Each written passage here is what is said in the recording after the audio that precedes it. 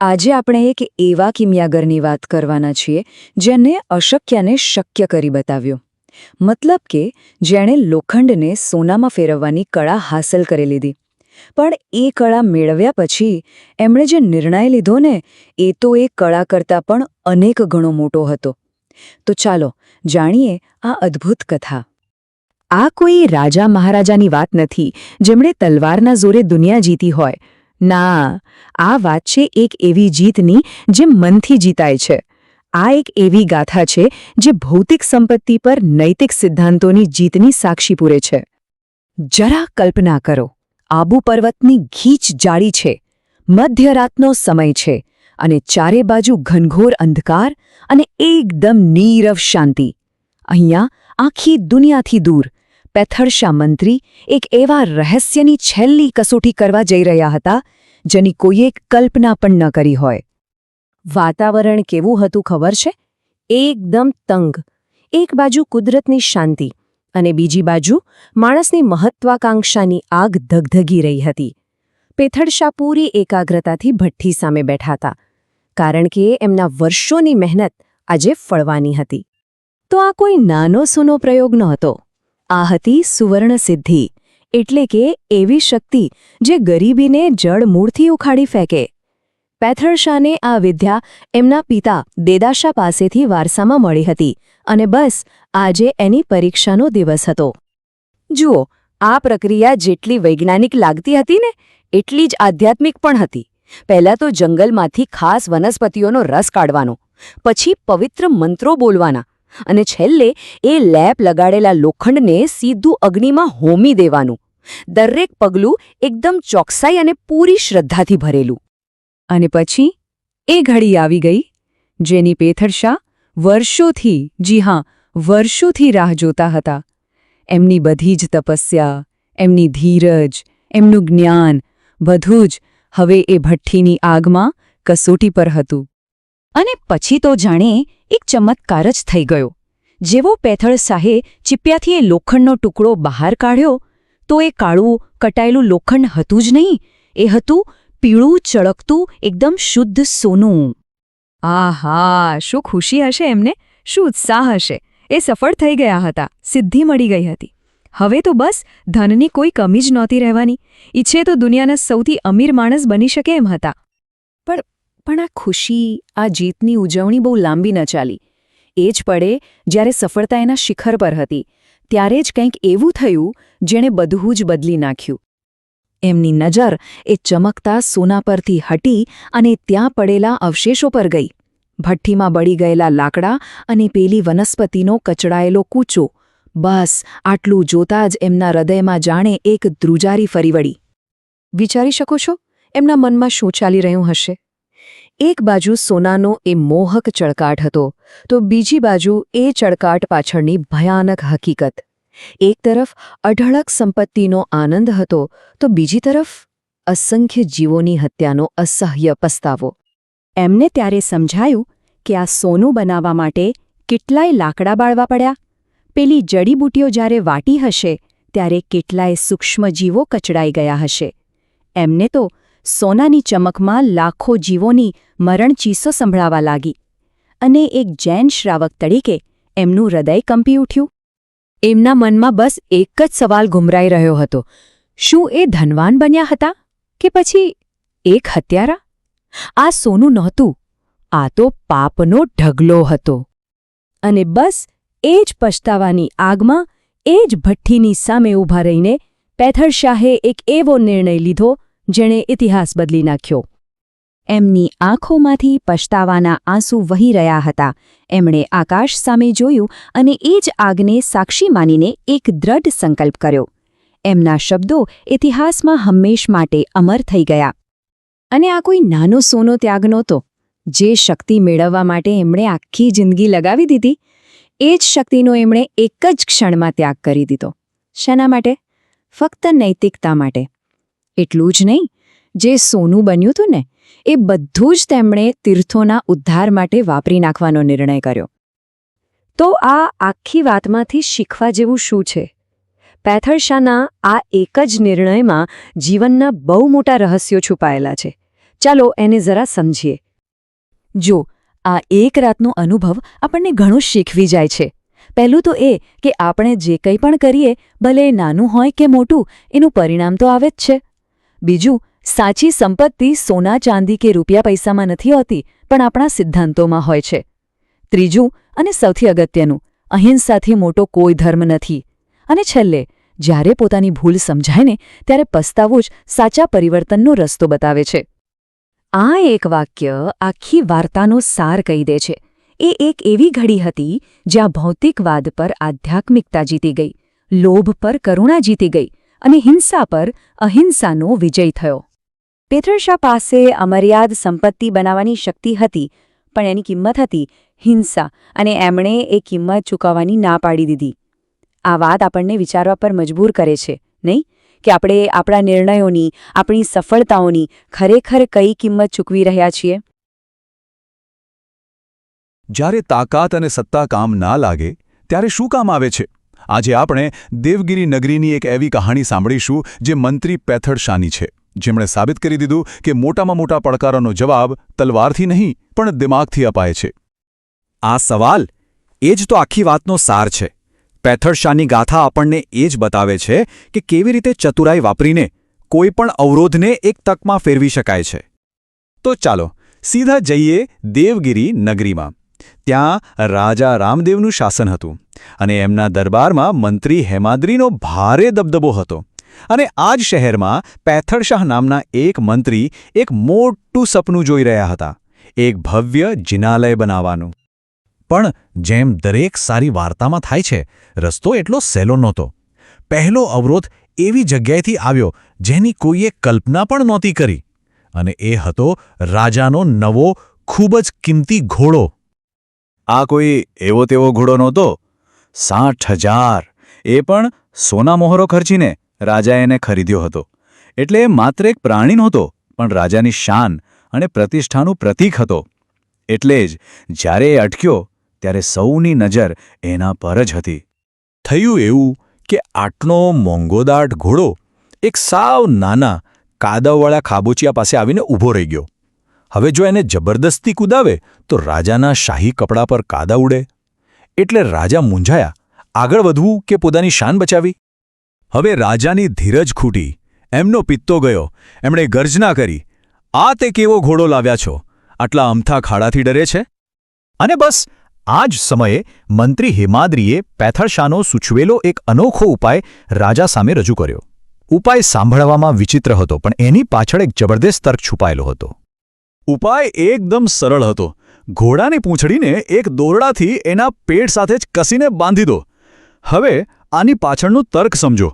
ઘોડાને જેવું બંધનનો અનુભવ થયો એને અસુરક્ષિત લાગ્યું, અને આ બંધનમાંથી છૂટવા માટે એણે પોતાની બધી જ તાકાત લગાવીને આગળ કૂદકો માર્યો.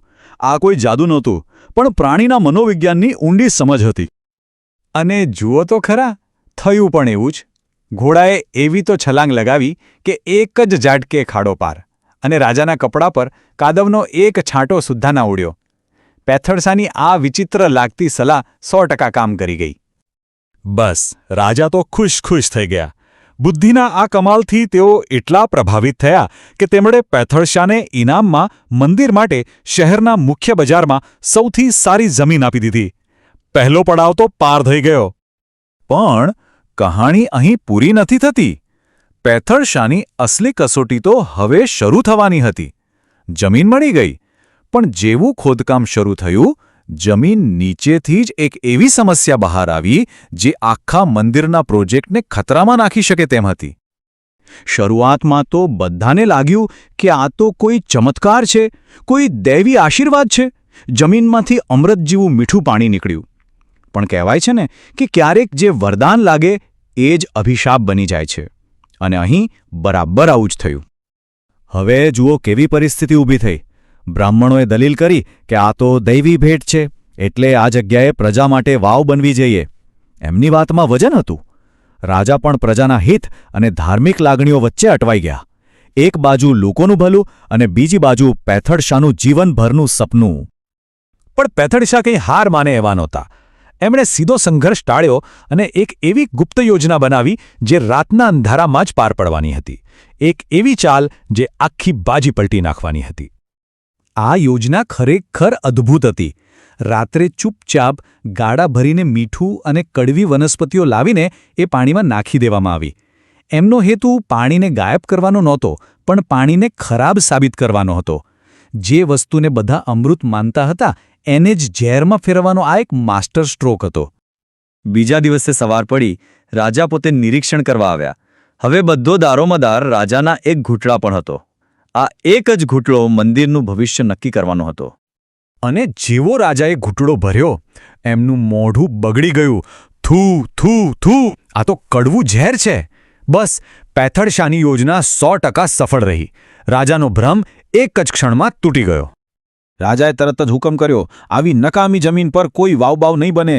પૈથડ શાહ, તમે અહીં તમારું મંદિર બનાવો. અને આમ પૈથડ શાહની બુદ્ધિએ ફરી એકવાર અશક્યને શક્ય કરી બતાવ્યું.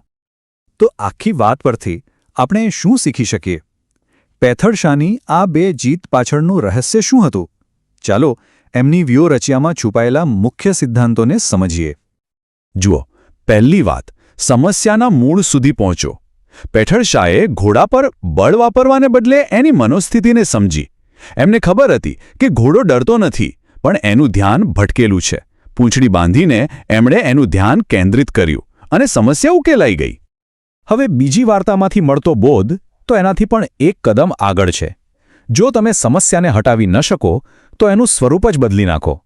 પાણી દૂર કરવું અશક્ય હતું, એટલે પૈથડ શાહે પાણીને જ અનિચ્છનીય બનાવી દીધું.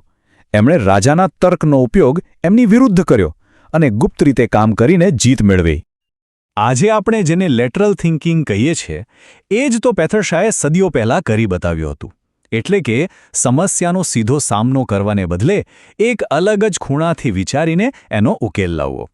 આ સાબિત કરે છે કે બુદ્ધિના સિદ્ધાંતો ક્યારેય જૂના નથી થતા. પૈથડ શાહની આ વાર્તા આપણને એક સવાલ પૂછે છે. આપણા જીવનમાં પણ એવી કઈ મુશ્કેલીઓ છે જેનો ઉકેલ વધુ તાકાત કે મહેનતથી નહીં, પણ ફક્ત દૃષ્ટિકોણ બદલવાથી મળી શકે છે? કદાચ જવાબ આપણી નજર સામે જ છે, બસ તેને અલગ રીતે જોવાની જરૂર છે. નમસ્કાર. આજે આપણે એક એવી કહાણીની વાત કરવાના છીએ જે ખરેખર વિચારતા કરી દેશે. આ વાત છે 13મી સદીના મંત્રી પૈથડ શાહની.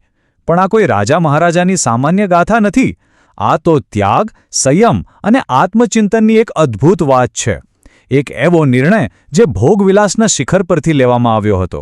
ચાલો આ અનોખી ગાથામાં ઊંડા ઉતરીએ. આ શબ્દો પર ધ્યાન આપજો.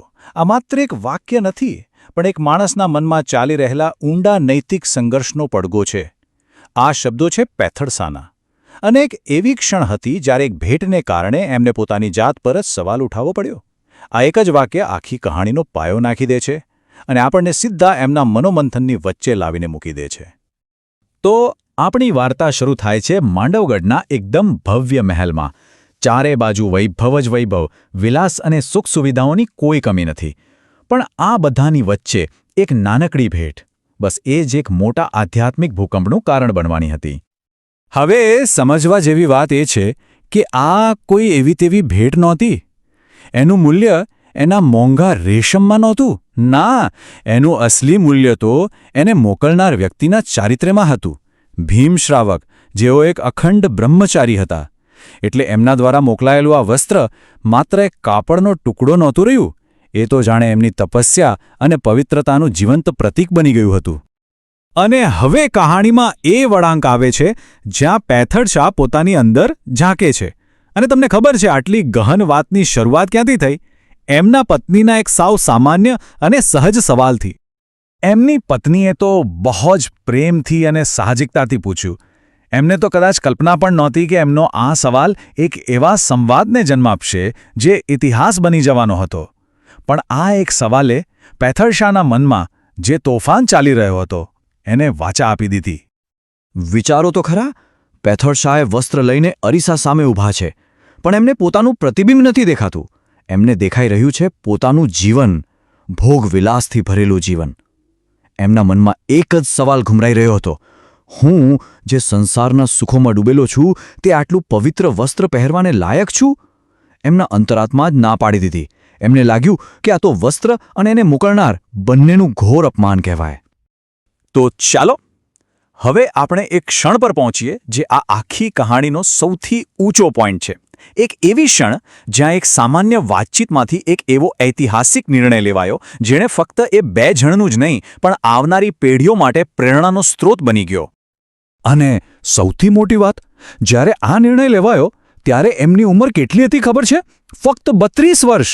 વિચારો તો, 32 વર્ષની ઉંમર, જ્યારે યુવાની પૂરા જોશમાં હોય, પાસે ધન, સત્તા, વૈભવ બધું જ હોય. બસ આ જ વાત એમના નિર્ણયને ખરેખર અસાધારણ બનાવે છે.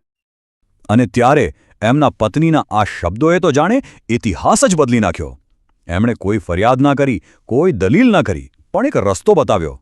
એમના અવાજમાં જે મક્કમતા હતી એણે પેથર્ડ શાહને માત્ર સહારો જ નહીં પણ એક નવી જ દિશા આપી. અને બસ એ જ ક્ષણે એ જ ભવ્ય મહેલના રૂમમાં પતિ પત્નીએ સાથે મળીને આજીવન બ્રહ્મચર્યનું વ્રત લઈ લીધું.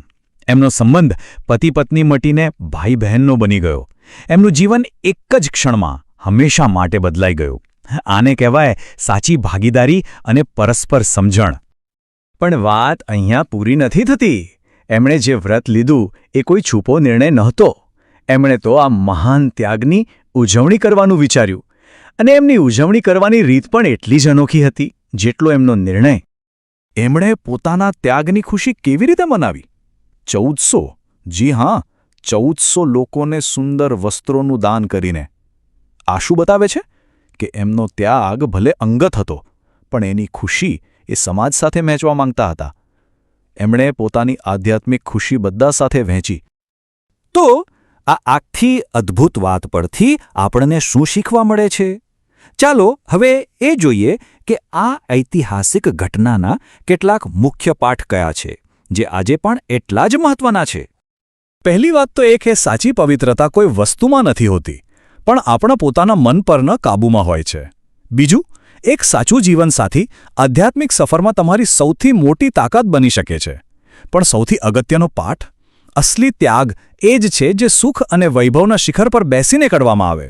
અને છેલ્લે, આપણું આંતરિક પરિવર્તન ત્યારે જ સાચા અર્થમાં પૂરું થાય છે જ્યારે આપણે એને બીજાની સેવાનું માધ્યમ બનાવીએ. અને અંતે એક સવાલ જે સૌના વિચાર માટે છોડી જવો છે. ત્યાગનું સાચું સ્વરૂપ શું છે? જે સુખ આપણી પાસે છે એને છોડી દેવું કે પછી મનમાં ક્યારેય એ સુખની ઈચ્છા જ ન થવા દેવી? જરા વિચારજો.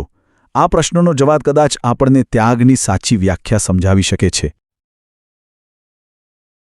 ક્યારેય વિચાર્યું છે કે કોઈ વ્યક્તિનું ચારિત્ર્ય, એની નિષ્ઠા એટલી શક્તિશાળી હોઈ શકે કે એ કોઈ પણ શસ્ત્ર કરતાં વધુ તાકાતવર સાબિત થાય? ચાલો આજે આપણે સમયમાં પાછા જઈએ, ઠેઠ 13મી સદીના ભારતમાં, અને એક એવા મંત્રીની વાત કરીએ જેમની આંતરિક શક્તિ એટલી પ્રબળ હતી કે એણે ગાંડા થયેલા હાથીને પણ શાંત કરી દીધો અને એક આખા રાજ્યના કાયદા બદલી નાખ્યા. આ વાક્ય આ કેવલ એક કહેવત નથી, આ તો આ પૂરી કહાનીનો સાર છે. આ એક જ વિચાર મંત્રી પેથર્ડ શાહના જીવનનું સત્ય હતું. અને એ જ સત્યે કંઈક એવું કરી બતાવ્યું જે આજે પણ આપણને પ્રેરણા આપે છે. ચાલો આ અસાધારણ ગાથામાં ઊંડા ઉતરીએ. દરેક મહાન વાર્તાની શરૂઆત ક્યાંકથી તો થાય છે. આપણી આ વાર્તાની શરૂઆત કોઈ તલવાર કે તાજથી નથી થતી, પણ એક સાવ સાધારણ દેખાતા રેશમના વસ્ત્રથી થાય છે. એક એવું વસ્ત્ર જે આગળ જતા એક મોટા ચમત્કારનું કેન્દ્ર બનવાનું હતું. જરા વિચારો, આ કોઈ નાની સૂની વાત નહોતી. આ નિર્ણય એમણે જીવનના અંતિમ પડાવમાં નહોતો લીધો. ફક્ત 32 વર્ષની ઉંમરે, જ્યારે જીવનના બધા જ ભોગવેલા સામે હતા, ત્યારે એમણે ત્યાગનો માર્ગ પસંદ કર્યો. બસ આ જ પ્રચંડ સંકલ્પ શક્તિ આવનારા ચમત્કારનો પાયો બનવાની હતી. તો સવાલ એ છે કે આ શીલવસ્ત્ર હતું શું? શું એ કોઈ જાદુઈ કપડું હતું? ના, એને તમે એક એવી બેટરી સમજી શકો છો જે વર્ષોના અખંડ સંયમ અને નિષ્ઠાથી ચાર્જ થઈ હોય. એની શક્તિનો સ્ત્રોત બહાર નહોતો, પણ પેથર્ડ શાહ અને એમના પત્નીના પોતાના ચારિત્ર્યની અંદર હતો. અને હવે વાર્તામાં આવે છે એક મોટો વળાંક, જ્યાં પેથર્ડ શાહની નિષ્ઠાની પહેલી કસોટી થાય છે. જુઓ, એક તરફ એક ચમત્કાર થાય છે, પણ બીજી જ તરફ એ જ ચમત્કાર માણસની ઈર્ષ્યા અને ષડયંત્રને જન્મ આપે છે. જો કેવી રીતે પળવારમાં બધું જ બદલાઈ ગયું. જે વસ્ત્ર એક સ્ત્રીને જીવનદાન આપે છે એ જ વસ્ત્ર એના ચરિત્ર પર દાગ લગાવવાનું કારણ બની જાય છે. એક દૈવી કૃપાની ક્ષણ એક ભયંકર ષડયંત્રમાં ફેરવાઈ ગઈ. રાજાએ કંઈ પણ વિચાર્યા વગર એક નિર્દોષ રાણીને સજા કરી દીધી. કહેવાય છે ને કે શબ્દો તલવાર કરતાં પણ વધુ ઘાતક હોય છે. બસ કદંબાના આટલા શબ્દો જ કાફી હતા. રાજાના મનમાં શંકાનું એવું ઝેર ભરાયું કે એણે વિશ્વાસ, ન્યાય બધું જ ભૂલીને નિર્ણય લઈ લીધો. હવે જુઓ, જ્યારે ચારે બાજુ આરોપો અને અસત્યનો માહોલ હતો ત્યારે સાચા ચારિત્ર્યવાન પેથરશાએ શું કર્યું? એમણે દલીલોમાં સમય ન બગાડ્યો. એમણે પોતાના કર્મોથી જવાબ આપ્યો. રાણીને પોતાની દીકરીની જેમ આશરો આપીને એમણે સાબિત કરી દીધું કે એમનું ચારિત્ર્ય કોઈ પણ આરોપ કરતાં ઘણું ઊંચું હતું. વાર્તા હવે એના શિખર પર પહોંચે છે. એક એવી ક્ષણ આવે છે જ્યાં પેથરશાની નિષ્ઠાની સાચી પરીક્ષા કોઈ મહેલના બંધ બારણા પાછળ નહીં પણ આખા નગરની સામે જાહેરમાં થવાની હતી. આખા શહેરમાં અફરાતફરી મચી ગઈ. ચારે બાજુ ભાગદોડ, લોકોના જીવ તાળવે ચોંટી ગયા હતા. રાજ્યની આખી સેના, બધા જ શસ્ત્રો એક ગાંડા હાથી સામે લાચાર બની ગયા હતા. જાણે કે પ્રલય આવી ગયો. અને અહીં આપણને બે અલગ અલગ પ્રકારની શક્તિનો તફાવત સ્પષ્ટ દેખાય છે. એક તરફ હતી રાજાની શારીરિક શક્તિ જે સંપૂર્ણપણે નિષ્ફળ ગઈ, અને બીજી તરફ એક નાનકડો વિચાર, નૈતિક શક્તિનો વિચાર જે છેલ્લી આશા બનીને સામે આવ્યો. અને પછી એ થયું જેની કોઈએ કલ્પના પણ નહોતી કરી. જેવું એ વસ્ત્ર હાથીના શરીરને અડક્યું, એનો બધો જ ક્રોધ, બધી જ હિંસા જાણે હવામાં ઓગળી ગઈ. એ ભયાનક પશુ એક ગાય જેવું ગરીબડું બનીને શાંત થઈ ગયું. સત્યનો, ચારિત્ર્યનો જાહેરમાં વિજય થયો. પણ આ વાર્તા અહીં પૂરી નથી થતી. સાચું કહું તો વાર્તાનો સૌથી રસપ્રદ ભાગ તો હવે શરૂ થાય છે. પેથરશાએ પોતાની નિર્દોષતા સાબિત કરી દીધી હતી, પણ એમના મનમાં કંઈક બીજું જ ચાલી રહ્યું હતું. એમને માત્ર અંગત વિજય નહોતો જોઈતો. આજ તો એક સાચા નેતાની ઓળખ છે. જુઓ, એમણે શું કર્યું? રાજા માફી માંગવા આવ્યો, પણ પેથરશાએ પોતાના માટે કંઈ જ ન માંગ્યું. એમણે કહ્યું કે સમાધાન થશે, પણ એક શરતે. એમણે પોતાના અંગત વિજયને સમાજના કલ્યાણ માટેની એક મોટી તકમાં ફેરવી દીધો. તો આ અમારી ઘોષણા શું હતી? આ કોઈ સામાન્ય કાયદો નહોતો. આ તો રાજ્યના આખા નૈતિક ઢાંચામાં આવેલું એક ક્રાંતિકારી પરિવર્તન હતો. એનો અર્થ હતો રાજ્યમાં કોઈ પણ જીવની હિંસા પર, શિકાર પર સંપૂર્ણ પ્રતિબંધ. અહિંસાને સર્વોચ્ચ ધર્મ તરીકે સ્થાપિત કરવાનો આ એક શાહી આદેશ હતો. અને આમ એક વ્યક્તિના ચારિત્ર્યના બળ પર, એની નિસ્વાર્થ ભાવનાને કારણે એક આખા રાજ્યનો કાયદો બદલાઈ ગયો. આ એ વાતનો સૌથી મોટો પુરાવો છે કે સાચી શક્તિ તલવારમાં નહીં પણ સત્ય અને સદ્ગુણમાં રહેલી છે. તો આ સદીઓ જૂની વાર્તા આજે પણ આપણને શું શીખવે છે? આ માત્ર એક ઐતિહાસિક કિસ્સો નથી. એમાં જીવનના કેટલાક ખૂબ જ ઊંડા અને મહત્વના પાઠ છુપાયેલા છે. ચાલો એના સારને સમજીએ. આ વાર્તા આપણને શીખવે છે કે ચારિત્ર્ય એ કોઈ કાલ્પનિક વસ્તુ નથી. એ એક વાસ્તવિક તાકાત છે. આપણો અંગત સદ્ગુણ પણ સમાજમાં મોટો પ્રભાવ પાડી શકે છે. અને સૌથી અગત્યનું, જ્યારે જીવનમાં કોઈ મોટું સંકટ આવે ત્યારે એ રડવાનો નહીં પણ એક મોટું સકારાત્મક પરિવર્તન લાવવાનો અવસર બની શકે છે, જો નેતૃત્વ નિસ્વાર્થ હોય. અને અંતે આ વાર્તા આપણને સૌને એક સવાલ પૂછતી જાય છે. જ્યારે પણ આપણી પાસે થોડી પણ સત્તા કે પ્રભાવ આવે ત્યારે આપણે તેનો ઉપયોગ કોના માટે કરીશું? શું આપણે એનો ઉપયોગ પોતાના અંગત ફાયદા માટે કરીશું કે પછી પેથરશાની જેમ એનો ઉપયોગ સર્વના કલ્યાણ માટે કરીશું? આ એક જ નિર્ણય વ્યક્તિનું સાચું ચારિત્ર્ય નક્કી કરે છે. નમસ્કાર. ચાલો આજે એક સવાલથી શરૂઆત કરીએ. શ્રદ્ધાની કોઈ કિંમત હોય ખરી? અને જો હોય તો કેટલી? આજે આપણે એક એવી જ જબરદસ્ત વાત કરવાના છીએ. ગિરનારની તળેટીમાં બનેલી એક એવી અસાધારણ ઘટના જ્યાં સોનાની બોલી લાગી હતી અને દાવ પર હતું એક પવિત્ર સ્થળનું ભવિષ્ય. જુઓ, આ જે વાક્ય છે ને, પ્રભુનું તેજ જે તેમનો સાચો અલંકાર છે, આ શબ્દો હતા પેથરશાના. અને માની લ્યો કે આ એક જ વાક્યએ ગિરનાર તીર્થ પર એક ઐતિહાસિક સંઘર્ષની આગ ચાંપી દીધી. આ ખાલી એક વિચાર નહોતો, સમજી લો કે આ તો એક ખુલ્લો પડકાર હતો. તો સીન કંઈક આવો હતો. ગિરનાર પર્વતની તળેટી.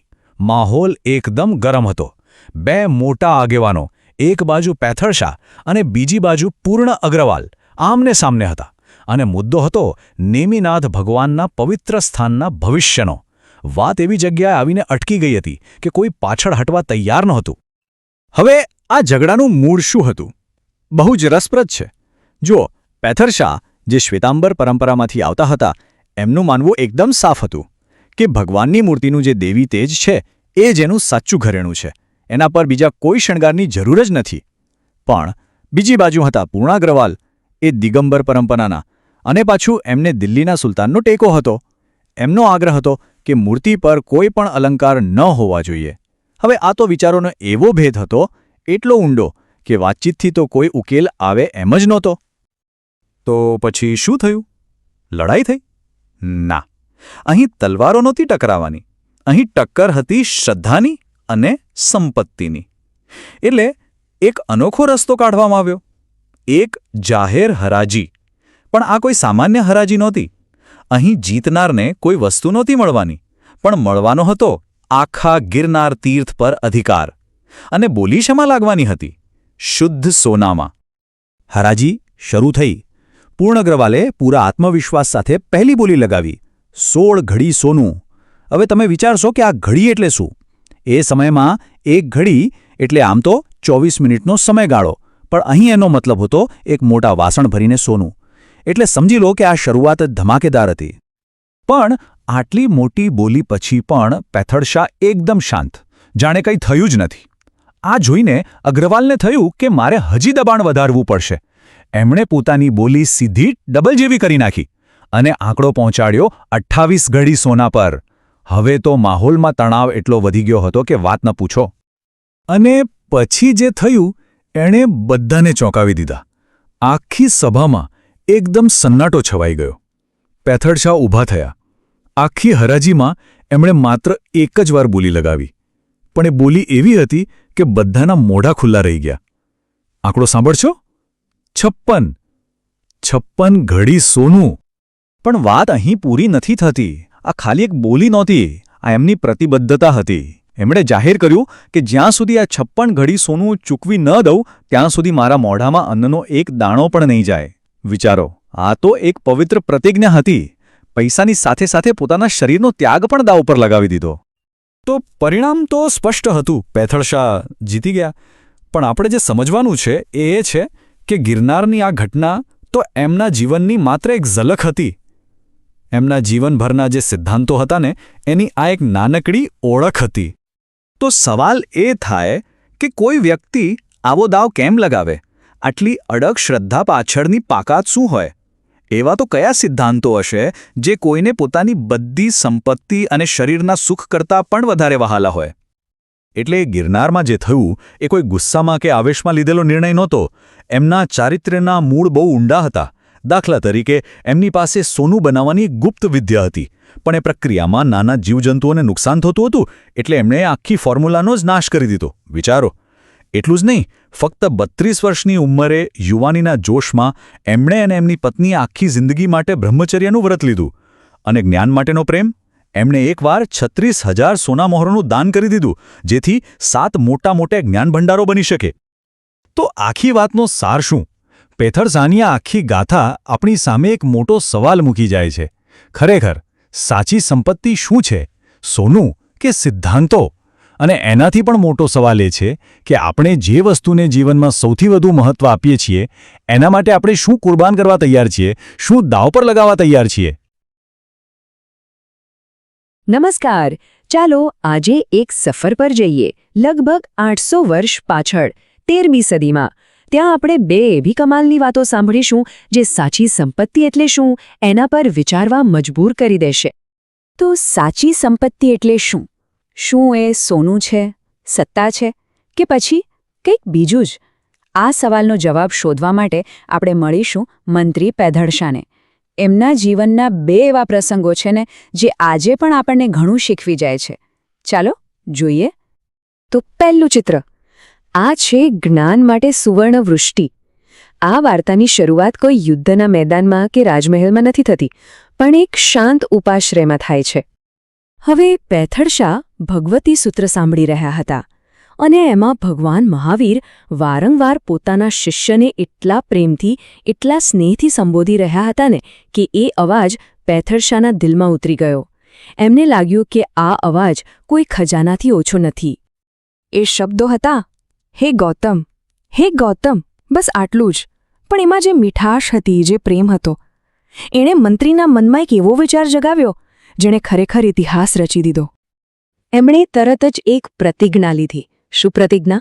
કે આ પવિત્ર ગ્રંથમાંથી જેટલી વાર ગૌતમ નામ બોલાશે એટલી વાર એ એક સોનાનો સિક્કો દાન કરશે. વિચાર તો કરો, શબ્દોની કિંમત સોનામાં. અને પછી શાસ્ત્રનું વાંચન આગળ વધ્યું. એકવાર ગૌતમ બોલાયું અને એક સોનાનો સિક્કો મુકાયો. અને આમ કરતા કરતા જ્યારે વાંચન પૂરું થયું ને ત્યારે બધાની આંખો પહોળી થઈ ગઈ. સામે 36,000 સોનાના સિક્કાઓનો પહાડ હતો. હા, 36,000. ફક્ત એક નામના બદલામાં આટલું બધું સોનું? હવે સવાલ એ છે કે પેથડ આટલા બધા સોનાનું કર્યું શું? શું એમણે પોતાના માટે મહેલ બનાવ્યો? ના, એમણે આખી સંપત્તિ વાપરી જ્ઞાન માટે, એટલે કે જ્ઞાન ભંડાર બનાવવા માટે. તો જુઓ, થયું શું? 36,000 સોનાના સિક્કા ભેગા થયા. આ બધું જ ભંડોળ ફક્ત અને ફક્ત જ્ઞાન માટે સમર્પિત કરવામાં આવ્યું. અને એમાંથી 1-2 નહીં પણ 7 મોટા જ્ઞાન ભંડારો એટલે કે લાઇબ્રેરીઓ બનાવવામાં આવી. આ હતી પેથડ સંપત્તિનું પહેલું રૂપ. ભૌતિક સંપત્તિનો ઉપયોગ કરીને જ્ઞાનનો એક એવો વારસો બનાવવો જે ક્યારેય નાશ ન પામે. ચાલો હવે વાર્તાના બીજા ભાગ તરફ જઈએ. અહીં પરિસ્થિતિ બિલકુલ અલગ છે. આ છે યુદ્ધ વચ્ચે શાંતિ. હવે જુઓ આ દ્રશ્ય. એક બાજુ રાજ્ય પર હુમલાનો ખતરો છે, રાજા ગભરાયેલા છે, આમ તેમ દોડી રહ્યા છે, અને બીજી બાજુ એમના મંત્રી પેથડ એ તો એકદમ શાંતિથી પોતાની પૂજામાં મગ્ન છે, જાણે બહાર શું ચાલી રહ્યું છે એની કોઈ ખબર જ નથી. આ કેવી રીતે બની શકે? તો રાજા સારંગદેવ સલાહ લેવા માટે સીધા પોતાના મંત્રીના ઘરે પહોંચ્યા. એમને એમ કે ત્યાં યુદ્ધની રણનીતિ ઘડાતી હશે. પણ એમને શું જોવા મળ્યું? પેથડ તો પોતાના પૂજા ઘરમાં એકદમ શાંત ચિત્તે ભક્તિમાં લીન હતા. બસ પોતાના મંત્રીની આ અડગ શ્રદ્ધા અને શાંતિ જોઈને રાજાના મનમાં એક વિચાર આવ્યો. એમને થયું કે જે માણસ ભગવાનમાં આટલો ડૂબેલો હોય એની સાથે તો ખુદ ભગવાન જ હોય. અને બસ આ એક વિચારથી રાજાનો બધો જ ડર ગાયબ થઈ ગયો. મંત્રીની શાંતિથી રાજાને પણ હિંમત મળી. અને પછી શું? પેથડ પોતાની રાજદ્વારી કુશળતા વાપરી વાતચીત કરી અને યુદ્ધને થતું જ અટકાવી દીધું. અહીં જુઓ, એમની સંપત્તિ સોનું નહોતી, પણ એમની આંતરિક શાંતિ હતી. એવી શાંતિ જેણે આખા યુદ્ધને ટાળી દીધું. તો આ 2 વાર્તાઓમાંથી આપણને શું સમજવા મળે છે? ચલો પેથડ દર્શનને સમજીએ. હવે આ બંને વાર્તાઓને સાથે મૂકીને જોઈએ. પહેલી વાર્તા સુવર્ણવૃષ્ટિ. એમાં શક્તિનો સ્ત્રોત શું હતો? બાહ્ય સંપત્તિ એટલે કે સોનું.